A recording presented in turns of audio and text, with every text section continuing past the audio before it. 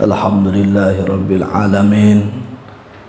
Wassalatu wassalamu ala asrafil anbiya'i wal mursalin Sayyidina wa maulana Muhammadin wa ala alihi wa ashabihi ajma'in. Amma ba'du.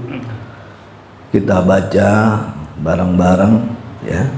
Bismillahirrahmanirrahim. Bismillahirrahmanirrahim. As-sifatul wajibatu. As-sifatul wajibatu. Sifat-sifat wajib. Sifat-sifat wajib. Lahu ta'ala. Bagi Allah subhanahu wa ta'ala. Al-ula. Pertama, al-wujudu, wujud, wa maknahu, artinya, annallaha jalla wa aza, bahwa sesungguhnya Allah Jalla wa Azza itu mawjudun bil wujudiz zati, adanya dengan wujud hakiki, la yaqbalul adama, tidak mungkin tiada, la azalan wala abadan, baik pada zaman azali maupun sampai nanti. Wa yastahilu, mustahil, alaihi, atas Allah, al-adamu, tiada. Segitu ya kita baca. Para hadirin, setelah kita belajar beberapa waktu lalu tentang pendahuluan, kalau bahasa Arabnya muqaddimah, pada malam-malam ini dan berikutnya insya Allah kita masuk pada pembahasan yang inti setelah muqaddimah, yakni bagian awal dari yang kita baca ini. Yang kita baca ini ya adalah menerangkan tentang sifat-sifat Allah Subhanahu wa ta'ala. Jadi setelah kita tahu dan juga dari awal, dari bismillah, dari alhamdulillah, dari syahadat, dari sholawat sampai amma ba'du, juga tentang kitab ini judulnya, kemudian juga tentang apa itu mukallaf, apa itu hukum akal, hukum syar'i, hukum adat ya, dan juga kita belajar tentang datangnya ilmu, ada yang pakai indra, ada yang pakai akal. Nah, ini bahasan yang kita masuki sekarang ini, dan insya Allah pada berikut-berikutnya ini sudah masuk kepada pembahasan sifat-sifat Allah Subhanahu wa ta'ala. Sebagaimana kita ketahui bahwa sifat wajib bagi Allah itu banyak ya, sifat kesempurnaan Allah itu banyak, tidak terhitung ya. Ya Allah itu ya penguasa, pencipta langit dan bumi ya, sifat kemahasempurnaannya itu banyak. Namun daripada yang banyak itu, kita hanya diwajibkan untuk mengetahui berjumlah 20 sifat. Dari jumlah yang begitu banyak itu, tak terhingga itu ya, sifat-sifat kesempurnaan Allah yang wajib kita ketahui bagi kita yang umurnya 15 tahun ke atas, akalnya sehat, ada 20 sifat. Ya, dari mana itu? Itu dari Al-Quran, dari Al-Hadis, dan juga dalilnya dari dalil akal. Ya, 20 sifat. Ya. Nah, ini yang barusan kita baca. Dari 20 sifat itu, sifat yang pertama tadi kita baca al-ula al-wujudu. Sifat yang pertama adalah wujud. Apa sifatnya? Wujud yang kita baca nih. Ya. Yang kita baca sifat wujud. Untuk mengetahui dan memahami, tentunya ada 3 hal kita bagi biar pahamnya gampang. Sebelum lain-lain, yakni kita harus paham apa sih wujud itu, pengertian atau bahasa lainnya definisi. Yang kedua tentunya dalil, dan yang ketiga paling penting adalah aplikasi dalam kehidupan kita sehari-hari. Ini yang paling penting. Ya, mungkin kita dari dulu udah pernah dengar itu, apalagi di masjid, di musola, anak-anak sering sebut wujud, kidam, bako, begitu ya. Nah, ini kita lanjutkan ya, 20 sifat ini ya. Tapi menurut ulama Ahlus Sunnah wal Jamaah ada ikhtilaf dari hal penyebutan doang ini mah. Adapun isinya sama. Ya. Itu ada 3 bagian. Ada yang menyebut adalah 12 sifat. Sebagaimana ini disebutkan oleh Al-Imam Abu Hasan Al-Asy'ari. Menyebutkan 12 sifat. Apa itu? Yang 5 namanya sifat salbiyah. Yang 7 namanya sifat ma'ani. Berapa? 5 sama 7? 12. Apa yang gak dimasukin? Yang gak dimasukin wujud ini.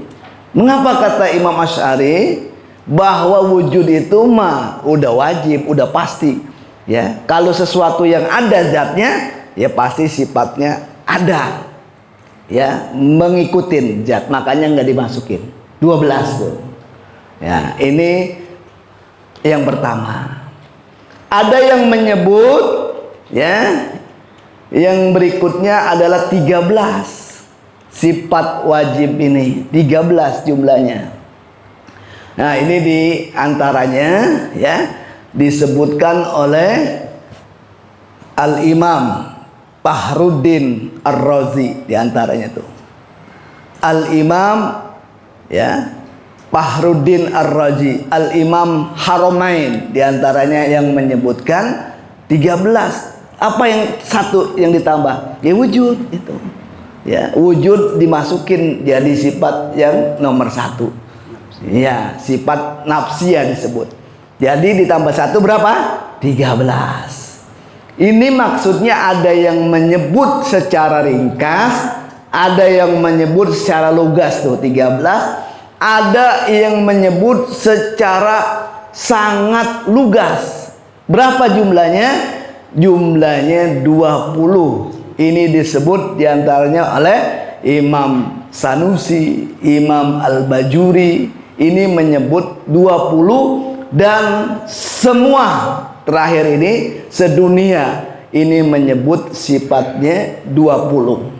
Itu mah sebutan ya. Sifat 20 itu apa namanya paripurna, diringkas lagi ada yang 13, diperas lagi ada yang 12 ya. Ini yang 20 ini sifatnya yang pertama tadi sifat nafsiyah atau zatiyah, yang kedua sifat salbiyah berapa? 5. Kemudian sifat ma'ani ada 7, dan sisanya sifat ma'nawiyah, total jadi 20. Sebutannya bagaimana sih? Sifat nafsiyah yang ditulis dalam kitab ini, bahkan sedunia di sekarang disebutkan bahwa sifat yang nomor 1 adalah wujud, atau disebut dengan sifat nafsiyah. Setelah itu nomor 2, qidam baqa mukhalafatul lil hawadisi qiyamu bi nafsihi wahdaniyat, sifat salbiyah. Ya, qudrat, iradat, ilmu, hayat, sama, basar, kalam, sifat ma'ani. Dan ujungnya tuh yang sering kita hafal, qadiran, muridan, aliman, hayan, sami'an, basiran, mutakaliman. Sifat apa tuh? Ma'nawiyah. Totalnya berapa? 20. Mengapa ini sedunia pada saat ini ya, yang tadi disebutkan diantaranya penyebutannya oleh Imam Bajuri, ya, tadi dikatakan oleh Imam As-Sanusi tadi, ya, karena sedunia ini orang, apapun agamanya, apapun alirannya, ataupun sektenya, orang sedunia ini pada saat ini, kecuali segelincir orang yang disebut golongan dahri, itu mengakui adanya Tuhan. Sedunia nih, mau agamanya apa, mau keyakinannya apa, ya, mau alirannya apa, mengakui bahwa Tuhan itu ada. Kalau Tuhan ada, kalau bahasa Arabnya apa tadi? Wujud. Wujud artinya apa? Ada. Sedunia mengakuin, kecuali kelompok kecil yang disebut dahri itu adalah ateis. Dia nggak mengakui adanya Tuhan. Ada nggak tuh golongan itu? Ada nggak? Ateis. Ya, makanya disebut itu nomor 1. Sifat yang maha kuasa, sifat Tuhan adalah wujud. Artinya ada. Tuh. Jadi tadi penyebutannya aja. Ada yang menyebut 20, diperes lagi 13, diperes lagi 12. Itu beda penyebutan aja. Adapun isinya sama. Dan sekarang itu sedunia, ya, menyebutkan itu 20 karena apa? Ditaruh ya di nomor 1 lagi, wujud. Apa? Karena orang walaupun agamanya apapun, keyakinannya apapun, alirannya apapun, mengakui bahwa Tuhan itu ada. Kalau bahasa Arabnya wujud. Cuma kelompok kecil yang disebut dengan dahri. Itu sekarang tuh. Ya. Lalu belum panjang-panjang kita ngaji belajar, kita harus tahu dulu apa sih ini wujud artinya. Ya, ngerti dulu definisi pengertian. Ya, banyak pengertian. Disebutkan yang tadi kita baca juga ada bahwa namanya wujud itu wa ma'nahu annallaha jalla wa azza mawjudun bil wujudiz zati. Kalau Imam Bahruddin Ar-Razi memberikan pengertian bahwa wujud itu artinya adalah ya, al-halul wajibatu lizzati madamatiz zat gairu muallalatin bi'allatin. Bahwa yang dikatakan wujud itu adalah hal yang pasti, hal yang wajib. Pasti itu artinya wajib ya, bagi zat yang ada, selama tidak dipengaruhi atau tidak berhubungan dengan sesuatu yang lain. Itu artinya wujud.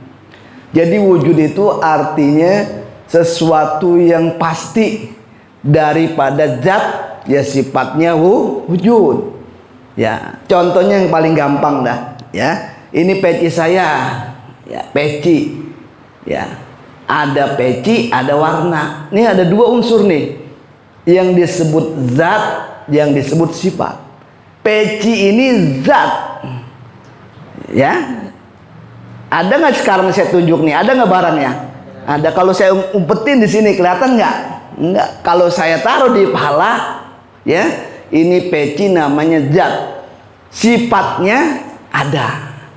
Ya, yang adanya kira-kira kalau saya sebut kata ada, kelihatan nggak tuh kata ada? Nggak ada. Yang kelihatan adalah zatnya. Apa ini? Peci. Tuh. Karena sesuatu yang ada nggak mesti terlihat, begitu. Ya, paham tuh. Jadi yang namanya sifat wujud ataupun ada itu mengiringi zatnya. Ya, kalau yang sesuatu zat yang ada ya ada, sifatnya itu ada, zatnya itu dua hal ya, ada zat ada sifat. Kalau zatnya peci, kalau sifatnya ada, namanya nih peci sekarang nih ya, itu bedain.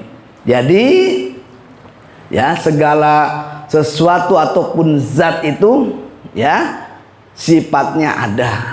Itu pengertian ataupun definisi daripada wujud. Ya. Kalau bahasa Arab wujud artinya, kalau kita bahasa Indonesia artinya apa? Ada. Namun ada ataupun wujud ini ada 3 kriteria nih biar kita paham. Ada 3 bagian. Wujud itu ada yang disebut wujud idhofi, ada wujud aridi, ada wujud hakiki. Itu 3. Tentang ada ini ya, tentang wujud yang artinya ada 3 jenis, 3 macam. Yang pertama bahasa Arabnya wujudnya idhofi. Apa itu? Keberadaannya disandarkan dengan keadaan ataupun keberadaan yang lain, namun asalnya 2 hal ini nggak ada. Contoh, adanya engkong, adanya cucu ya, disandarkan adanya engkong. Adanya anak disebabkan atau disandarkan karena adanya bapak. Jadi adanya anak itu disandarkan karena adanya bapak. Makanya disebut anak karena ada bapaknya. Makanya disebut engkong atau kakek karena ada cucunya. Jadi keberadaannya disandarkan kepada yang lain. Itu namanya wujud idhofi. Tuh. Namun dua-duanya nggak ada asalnya. Ya, mau engkongnya atau mau cucunya atau anaknya bapaknya, dulunya nggak ada, sekarang ada, nanti juga bakalan kagak ada. Itu namanya wujud idhofi. Ada yang kedua disebut dengan wujud ataupun ada ya, wujud aridi. Artinya keberadaannya tidak disandarkan kepada yang lain, tapi diawali dengan tiada. Apa itu? Ini adanya langit bumi, nggak disandarin kepada yang lain, ya. Nggak ada kayak tadi tuh, sebab adanya bumi karena ada, enggak. Ini sebab adanya bumi, ya, diawali dengan tiada. Dulunya nggak ada, ya. Sekarang ada. Ini wujud aridi. Yang ketiga wujud zati ataupun wujud hakiki. Nah ini, ya, yang diawali tidak ada atau tiada diawali dengan tiada. Siapa itu? Ya wujudnya yang maha kuasa, wujudnya Tuhan.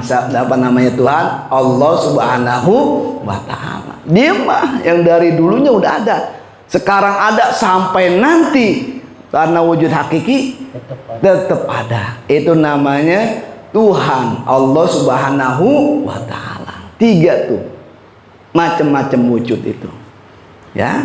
Itu pengertian pertama, definisi. Yang kedua, bagian-bagian daripada wujud itu, yang intinya kalau secara pengertian bahwa wujud itu bahasa Arab artinya ada, ya, ada wujud itu. Ini secara akal yang paling pendek aja dah, ya. Untuk mengetahui caranya bagaimana, kan udah dulu kita bahas nih. Untuk mengetahui yang ada minimal dengan 2 cara kan waktu itu kita ajarin, kita baca bareng-bareng. Yang pertama dengan panca indera untuk mengetahui yang ada ataupun ilmu itu. Yang kedua dengan akal, ya. Kalau panca indera biar gampang kita ulang sedikit.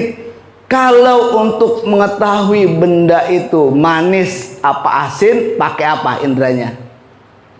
Apa tuh ya? Lidah. Apa? Lidah. Kalau mengetahui wangi ataupun bau, inderanya apa? Cium. Kalau mengetahui ya ini suaranya merdu ataupun enak ataupun suaranya nggak enak, indranya apa? Pakai telinga. Untuk mengetahui sesuatu itu bisa kelihatan besar ataupun kelihatan kecil, indranya apa? Pakai apa? Mata. Ya, itu untuk mengetahui. Ya, diantaranya alatnya pakai panca indera. Lalu ada pertanyaan berikutnya. Nih pertanyaan nih supaya kita paham. Ya, Tuhan itu gede apa kecil kelihatan dari mata? Jawabannya gimana? Ada yang bertanya, Tuhan itu gede apa kecil? Enggak gede, enggak kecil. Enggak gede, enggak kecil. Karena Tuhan mah bukan benda. Atau Tuhan itu manis apa asin? Enggak manis, enggak. Enggak manis, enggak asin. Karena Tuhan itu bukan kue gitu.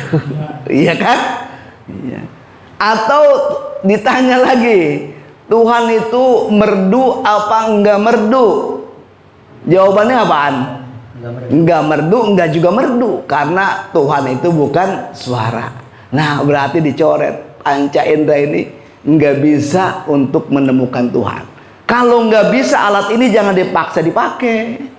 Ya, ini enggak bisa untuk menemui Tuhan. Karena yang namanya Tuhan, Allah Subhanahu wa taala, bukanlah benda. Karena yang ada itu enggak mesti kelihatan, enggak mesti diindra, ya. Lalu pakai apa?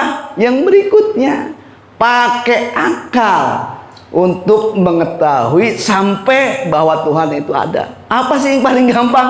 Yang paling gampang inilah gelas misalkan nih. Ini ada gelas. Mustahil ini gelas ada kalau nggak ada tukang bikin gelas, bener nggak? Iya, nggak mungkin ada gelas kalau nggak ada yang menciptakan gelas. Ya, itu kan paling gampang. Nah, itu paling kecil. Lah kalau kita tiap hari nih kita lihat, ya kita duduk di langit, apa di bumi gede kayak gini, ya kita ke atas lihat ada apa namanya langit luar biasa. Itu orang hidup, ya ditanya nyawanya ada di pala, di badan apa di kaki, enggak pada bisa jawab juga. Segitu kita apa namanya yang kita lihat ada, otomatis ini enggak mungkin kalau enggak ada yang bikin, enggak ada yang ciptain. Sehingga dengan akal yang paling cetek pun kita bisa sebut bahwa Allah Subhanahu wa taala itu sifatnya wujud, sifatnya ada. Buktinya apa? Lah ini ada langit bumi. Buktinya ada manusia ini bagaimana? Ya, orang aja belum paham itu. Ya, sel-sel di manusia ini jumlahnya bagaimana? Ya, ditarik aja sedikit ini. Panas yang biasanya 36, 37. Yang kuasa tarikannya sedikit 40 atau 39. Orang nggak bisa keluar, boro-boro ngaji meriang. Itu siapa itu yang menciptakan? Allah Subhanahu wa taala. Itu dengan akal sampai. Ya, makanya pakai akal yang kita lihat sehari-hari. Ya, jangan jauh-jauh itu kita bisa menemukan pencipta kita, menemukan bahwa yang maha kuasa Allah Subhanahu wa taala ada. Ya, buktinya gampang banget. Jangan jauh-jauh dah. Nih tangan kita nih. Tangan kita nih kanan kiri tuh lihat tuh. Yang kiri ada tulisan bahasa Arab 1 sampai 8. 1 sampingnya 8. Coba dah yang kiri tuh. Ya, tuh. 81 dari kiri ya, 81. Yang kanan 18. 8 tambah 1 berapa? 9. 1 tambah 8 99. Dari sini aja kita udah paham bahwa kita ini bukan ada dengan sendirinya, ada yang menciptakan kita. Siapa yang menciptakan kita? Allah Subhanahu wa taala. Dari bahasan yang singkat ini aja akal kita menerima bahwa sifat Tuhan yang pertama Allah Subhanahu wa taala adalah wujud, ada. Kita rasakan dengan akal, kita ketemunya. Ya, kita ketemu dengan akal. Itu pengertian daripada wujud yang pertama kita bahas ini, yang kita pelajarin. Wujud. Kalau ini kita ngerti, kalau ini kita paham sedikit-sedikit diajiin, insya Allah kita menjadi orang yang senang, jadi orang yang bahagia. Ini hidup harusnya mah di dunia, karena kita ngerti, kita paham satu sifat ini aja, sifat wujud luar biasa. Ya, itu yang seharusnya kita pahamin. Bagian akhir saya persingkat. Kalau udah ngerti tahu dalilnya, maka dalil akal. Ya, kalau dalil Al-Quran banyak banget lah. Ini disebutkan kalau baca Quran tuh, lillahi ma fis samawati Allahul ladzi khalaqas samawati wal arda. Iya, itu Al-Quran mas. Yang udah yakin-yakin ketemu. Ya, kalau orang yang bukan orang Islam nggak pakai dalil itu, akalnya mainin. Bahwa dengan akal yang paling standar pun itu bakal menemukan bahwa sifat ataupun Tuhan itu sifatnya wujud, ada, dirasakan. Nah, ini yang patut kita renungin buat pribadi saya dan juga seluruhnya. Ini sifat yang kita pelajari, sifat Allah wujud ini punya rahasia. Kalau yang mempelajarinya dan yakin, seyakin-yakinnya bahwa Allah sifatnya wujud, maka menurut syara, menurut agama sah imannya, dia layak masuk surga. Iya. Tapi kalau enggak yakin ya bahwa Allah bersifat wujud, ya menurut syara ini keluar, ya berarti melanggar syara, melanggar agama. Ini sifat wujud yang pertama. Makanya sebelum lain-lain dikatakan bagi setiap mukallaf wajib meyakini seyakin-yakinnya bahwa Allah bersifat wujud atau ada. Ya, mukallaf siapa? 15 tahun ke atas, akalnya sehat, itu wajib meyakini seyakin-yakinnya bahwa Allah bersifat wujud. Allah itu ada. Lantaran ada keyakinan ini, maka timbullah cahaya sinar dalam hatinya. Ya, dia itu berpikir, merenung. Ya, merenung. Karena kalau ngaji gini biasanya orang-orang itu diajin juga kitab Al-Hikam namanya. Apa itu? Ya, di antaranya kitab yang memberikan ilmu aplikasi daripada pelajaran tauhid ini. Apa?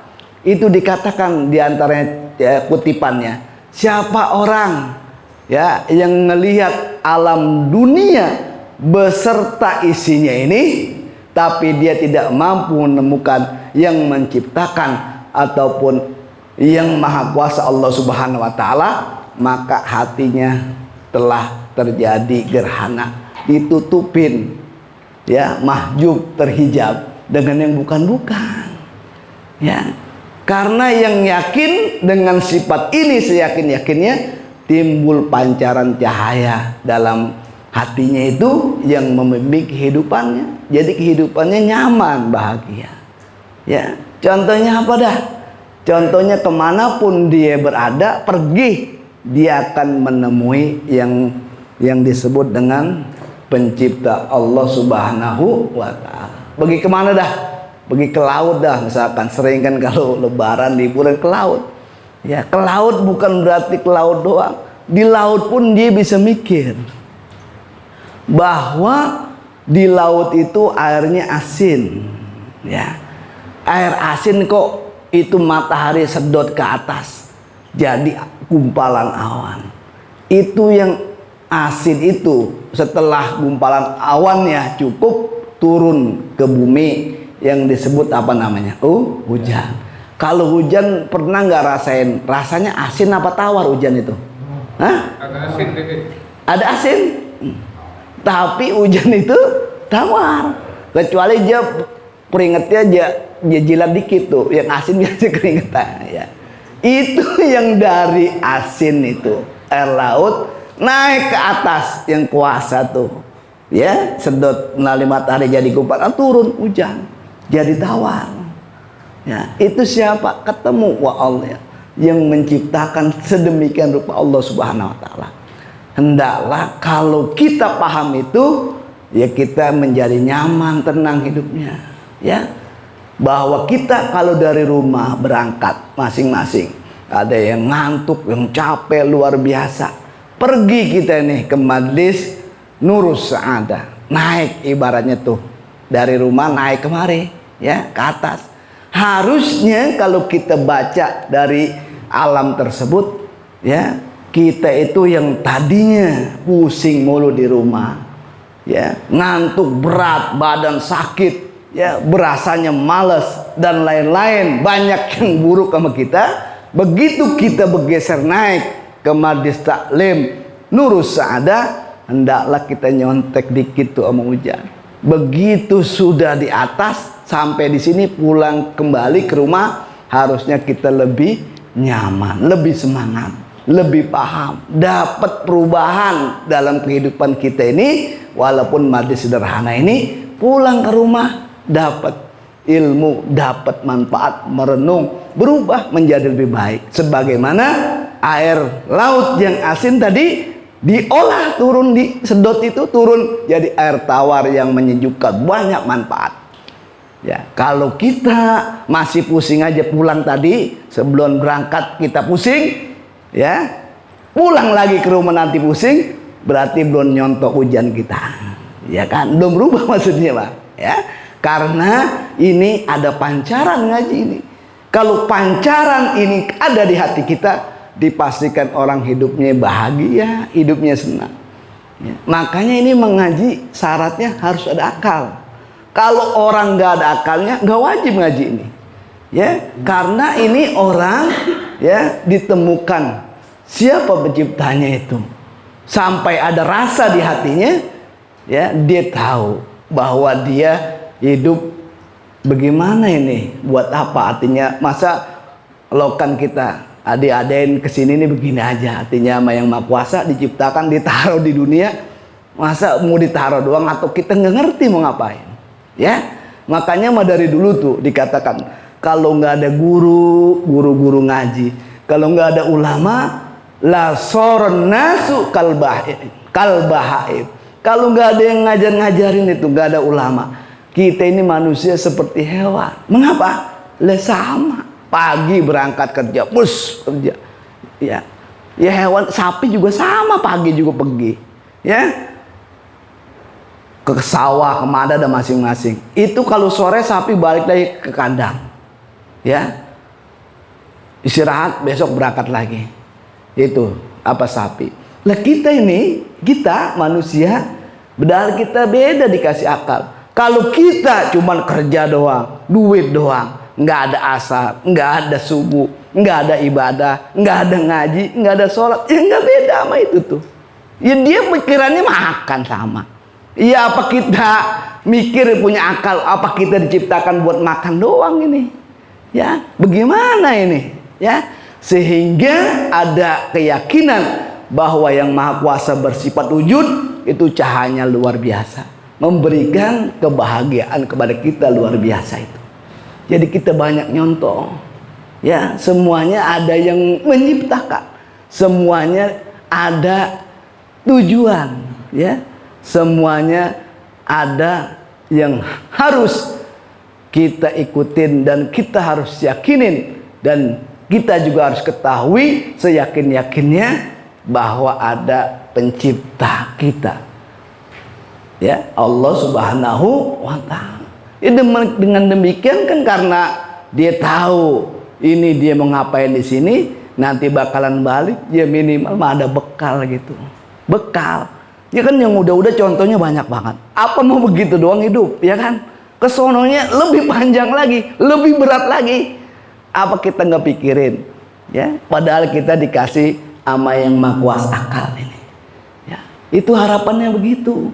Walaupun madis-madis dikit, memang berat. Ngaji itu mah dari zaman dulu bukan sekarang, berat. Tapi ngaji itu memberikan dorongan kita bahwa kita emang begini aja ini hidup. Ya. Hidup 30, 40 tahun, 50 tahun belum ngerti kita ini apa sih artinya wujud, apa artinya ada. Ya, kita banyak apa namanya yang bukan dijalankan. Ini makanya pancaran daripada ngaji, bahwa kita yakin seyakinnya pancaran dalam hati kita luar biasa, memberikan kebahagiaan bagi kita. Itu diantaranya kita lihat air laut, kemanapun dia akan menemukan bahwa yang maha kuasa, bertambah keimanan keyakinannya, nggak bakal ditinggalkan kewajiban itu. Orang pada sholat asar sholat, orang pada ibadah ya ibadah, karena yakin bahwa yang maha kuasa itu Allah Subhanahu wa Ta'ala sifatnya wujud, ada. Ya, itu diantaranya tadi itu air laut. Ya, di laut itu ada lagi, kita kan sering ke laut itu ngeliat ikan tuh gede, banyak, yang kecil juga banyak. Ikan itu tinggal di air asin di laut, tapi diperhatikan itu ikan selama dia masih hidup, itu daging ikan itu ataupun ikan itu nggak rasa asin, padahal airnya asin. Itu pun memberikan pelajaran bagi kita bahwa ikan keyakinannya kepada yang maha kuasa luar biasa. Dia yakin seyakin-yakinnya kepada Allah bersifat wujud, itu akibatnya luar biasa.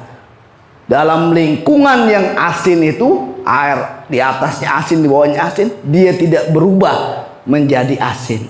Ini memberikan gambaran ataupun pelajaran bagi kita. Kita hidup di masa sekarang ini, ya biarin yang lain mau bagaimana kek, ya, yang lain upayanya bagaimana aja, nggak tahu batasan. Lah kita mah jangan sampai ngikut-ngikut, biarin dia mah.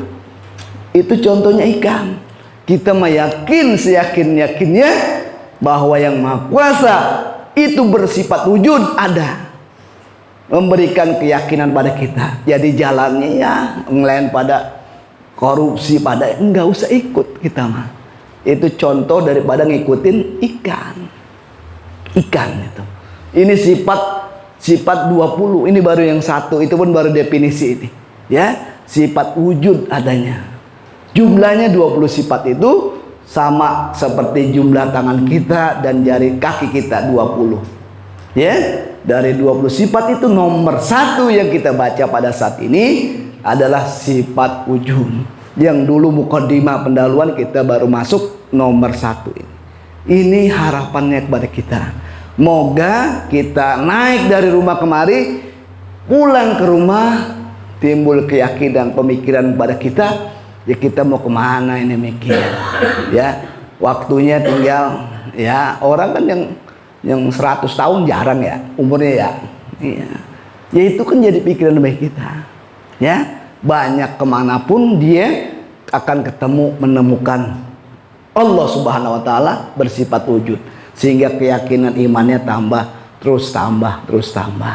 Banyak pertimbangan. Ini diantara manfaat kita ngaji ini. Moga yang singkat ini, ya, Allah Subhanahu wa Ta'ala berikan taufik, berikan kekuatan, petunjuk bagi kita. Ya, moga kita ini senantiasa berada, ya, istiqomah, ya, menjalankan yang diperintah Allah Subhanahu wa Ta'ala. Ya, hidup kita ini ya tahu tracknya, mana yang wajib, mana yang sunnah, mana yang nggak boleh, mana yang disuruh, mana yang sunnah. Ini pertimbangan penting, ya. Mungkin nanti kita lanjutkan, sudah jam 9 baru mulai kita definisi. Semoga Allah Subhanahu wa Ta'ala luaskan waktu, ya, berikan rezeki yang berkah, kesehatan, bisa ngikutin terus walaupun dikit-dikit, ya. Kitabnya masih cukup ke depan, panjang. Ini baru definisi tentang wujud. Moga berikutnya, ya, luas waktu semuanya, jangan sampai ditinggalin. Ini paling penting. Kita hidup ini bagaimana kalau nggak diajar-ajarin, repot kitanya. Makanya ada madis datang madis ilmu di mana-mana, ya, berupaya memberikan pemahaman pada kita. Luar biasa sekali manfaat, ya, dari madis ilmu itu. Demikian, ya, kurang lebihnya mohon maaf, ya, dari kami. Maaf lahir batin, walafu minkum. Assalamualaikum warahmatullahi wabarakatuh.